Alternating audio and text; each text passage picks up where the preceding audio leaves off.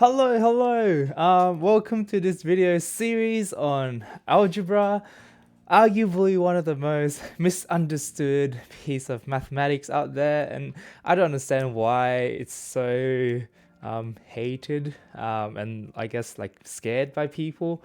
Um, it's actually not bad. It's actually not bad at all. It's actually a very useful piece of maths, and it's actually very fun to, I guess, just do. So hopefully by the end of this, I guess, series, I'll be able to pass on a little bit of my excitement and on the subject, and hopefully clear out some of your misunderstanding of the topic. And maybe, I'm hoping that I might be able to convince you that algebra is great, and you might end up loving algebra as well. So let's get into it. Algebra is what is it? Well, algebra is probably one of the bigger pillars of mathematics, in that we use it all the time to solve different things, and it uses this, all these different things around the word I wrote up here. So it uses symbols, right, to represent some kind of number or quantity of something that we don't know and we want to find out, right? So in maths classes, often we use X and Y, but really these symbols don't really mean anything in and of itself, right? So I can use any symbol I want, right? So I can use X and Y, I can use this omega, I can use this weird symbol here, I can use a star if I want to, I can use a banana if I want to, although drawing the banana took a lot longer than drawing the X. So I would recommend you using X anyway in maths classes, but you're not limited. You can draw banana if you want to. And look, algebra is everywhere. You can use it in many different areas, and I use it all the time. And not just because I'm a math teacher, right? I use it all the time in my normal everyday life. So I use it when I go shopping, when I want to calculate some prices or how much of things I can buy with my money. I use it to calculate money or how much I have to pay. I use it to work out how many episodes more of anime or TV shows I can watch before I need to go to sleep and not wake up too grumpy in the morning. I use it to work out how far is the distance I need to drive to go on a road trip, and I guess how much petrol I would need and how much it would cost and all that stuff, right? So all of that, I have no idea of the value itself, so I can replace it with a symbol and I can calculate it later. So algebra becomes very useful in again, solving for or looking for that unknown numbers, and so it is very useful. I've split up the content in a few videos. In this video, we're looking at what we call algebraic expression. Sounds scary? It's not. Essentially, say I have a situation or scenario, I need to be able to convert it to maths in order to solve for things, right? So that's what we're going to focus on today. Looking at different parts of algebra of an expression, and then I guess trying to form our very own expression to try to solve later on, right? Okay, so let's get into it. Now, I've talked about the word expression, but I don't think I've ever said what it is yet. So this is the definition that I copied from the textbook. So this is what the textbook says. An expression or mathematical expression is a statement or a number and pronumerals that are connected by mathematical operations but no equal sign. Oh my goodness, so many big words, right? That sounds scary, and it's very yuck and very boring. And I feel like that's probably one of the reasons why algebra have bad reps, because people try to make it sound so boring when it's not. Algebra is not boring, right? So we can try to break it down. So let's try to break it down by looking at examples, right? So this is an example of a algebraic expression down here, 3k plus 4, right? So this is a very standard one. So when it says statement, what it means is this like mathematical statement, not a word statement, right? So it's just a line of maths with numbers. So in this case, I have 3 and I have 4, right? It has numbers. It has pronumerals. You don't know what pronumerals is yet, but I'll tell you, it's essentially the symbol that we use, right? In this case, it's K. Okay, so I have pronumerals here connected by mathematical operations. So essentially I have this symbol here, a plus, right? So that's connecting the 3k and the 4 together, and it has no equal sign because you find out later when I have equal sign, I get something else. That's not an expression. But for now, let's focus on expression itself. Okay, so pronumerals again, it's a symbol that represents a number. So whatever, all these stuff, right? X, Y, K, A, B, pi, star, banana, whatever, right? All these symbols represent number. We call pronumeral. Now, in class, I may slip up and say a different word. The word is called variable, probably because I'm more of a science teacher. Well, I'm also a science teacher. So we tend to use the word variable more than pronumerals.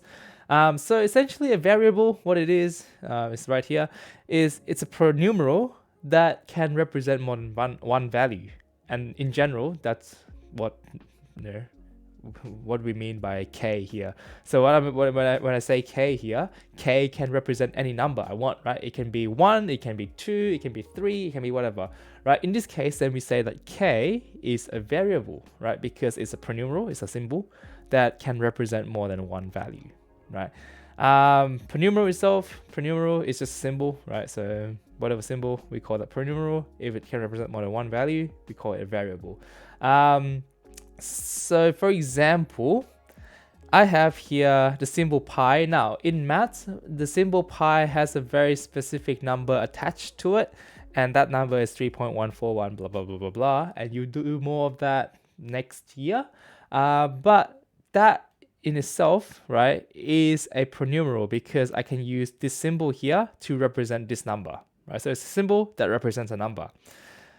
But most of the other variables that I will be using in the class, for example, X, Y, K, A or B, or smiley face or UFO, it can be used as a placeholder for any number I want or any unknown number. So that smiley face could represent a 10 or it could represent 100 or whatever, right? So I'm just using a symbol to represent some unknown quantity. Okay, so let's distinguish that. I will probably use the word variable a lot more than pronumerals just to clear that up. Okay, cool. That's pretty much main definition. Let's have a look at example because I think examples are better at showing stuff. So this is my example. I have a sack of potato, right? I have a sack of potato. I haven't been bothered counting how many potatoes in the sack yet, so I have no idea. So just got this huge sack. So I need to, but I want to be able to divide it up, right? Say I want to divide it up with you guys. So we have 16 people in our classes. I want to divide that equally among all of you because I want you all to have some potatoes, right?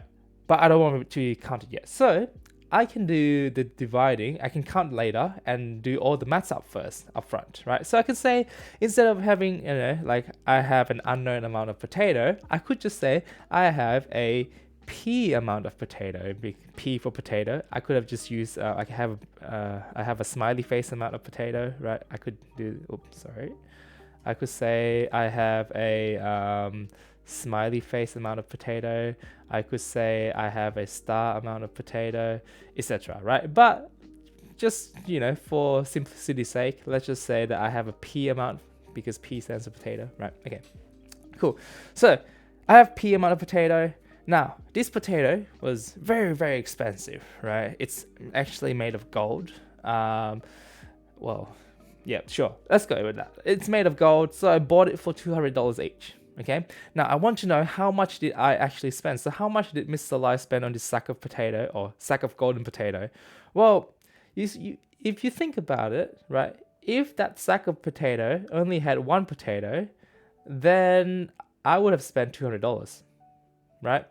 If I bought two, or if the sack has two potatoes, then that would have been 200 times 2, right? And that becomes 400. If I have 3 potatoes inside, it would be 200 times 3, etc. Right?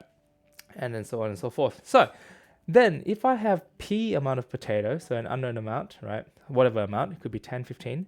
How much would it actually cost me? Well, just following the pattern, it would be 200 times p, right? because $200 per potato, however many potato I have, multiply together, I get the cost. Okay, well then, in algebra, when we have something like 200 times p, because multiplying is actually a very, very common operation, we instead can write it as 200p, right? So when I have a number right next to a pronumeral or letter or symbol, it's assumed to be multiply, right? So assume multiplication, okay? So from now on, I won't write the multiply in between, but just know that it's assumed to be multiplied together. And again, because we're lazy, so we can't be bothered writing it out, right? Okay, so I've spent 200 times p, right? So that's how much money I have spent. Okay, let's go back to our sack of potato. Now, because this potato were made of gold, right? It's a golden potato. David, being a, he saw that I bought a sack of potato. He decided, you know what? I'm going to take some without Mr. Lai knowing. So he decided to come over and then took 5 of my potatoes away from my sack. Okay. Then my question to you is, after David has taken away 5 of my potato, how many potato do I have left in the sack? Okay. So I started off with p amount of potato, right? And then it was 5 of them was stolen from me, so I have to subtract 5, right? So this is how much I have left. So p minus 5 is how many potato I have left in my sack. So I got robbed by David. He took 5 potato. I have p over 5 potatoes left. Now, each of these, the p and the 5, we have a word for it. They're called terms, right? So they're unique terms. So essentially, terms are like components, right? So I have 2 components here, right? So the p and the 5. So those, a more fancy way of saying that would be, we have 2 terms in this expression, right? Because p minus 5 is an expression of how many potatoes I have left in the sack. Each of those component, the p and the 5, we call terms. Okay, cool. So I have, so you can think of it as, right, if I had 12 potatoes in the sack, minus 5, I would have 7 left, right? If I had 13 potatoes and then subtract 5, I would end up with 8, and then so on and so forth, right? So it's p minus 5. Cool. Now, I still want to divide it up with you guys, right? So 16 people, because, like you guys all deserve some potatoes. So then I can just go, okay, I have p minus 5 potatoes left. I'm going to divide that up by 16, right? So I'm equally or evenly splitting with 16 people. That's what dividing do, right? So, or I could really write it this way as well, right? Divided by 16 people. But again, when we do algebra, right, we actually don't really like this divide symbol. So instead, what we do is we write it this way: p minus 5 divide, or fraction button, right? Fraction 16. Okay, so that's my new expression now. So then how many potato would each one of you get? Well, I started off with 5. David took 5. We are dividing it equally by 16. So each person would get this many potato, except for David, because then he would get more, right? So this is the expression of how many potatoes you all would get. Okay, now, bonus then, how much does David actually have, right? Because David also get part of the 16 split, okay? So then what I can do is I can say, well, David originally had 5 potatoes, right? Because he took 5, but then he also took more from the split later on. So then we go, well, it's 5 plus, right? So he added extra, whatever amount that everybody got. Okay, and so now this is the power of algebra, right? Now I have this expression, I can substitute, or I can put in whatever number I want. So for example, if I started off with 100 potato in the sack, I can just say, well, p is equal to 100. Then how much would, say David have? Well, David would have 5 plus 100 minus 5, which is 95, divided by 16, which is not an even number. Dang. But if you put that into your calculator, you get some number, which I can't be bothered doing right now, but you can try it, right? Some number. And then that I can change that depending on how many potatoes I have in my sack. So if I had, instead of 100, I have a 150, I can change the p, and then I can put numbers in, and it will spit out some number later on, right? So that's the power of algebra, and that's kind of like the basics of how we can come up with these terms. So hopefully that's a good basic overview and introduction to algebra, and I will see you in the next video. Bye bye.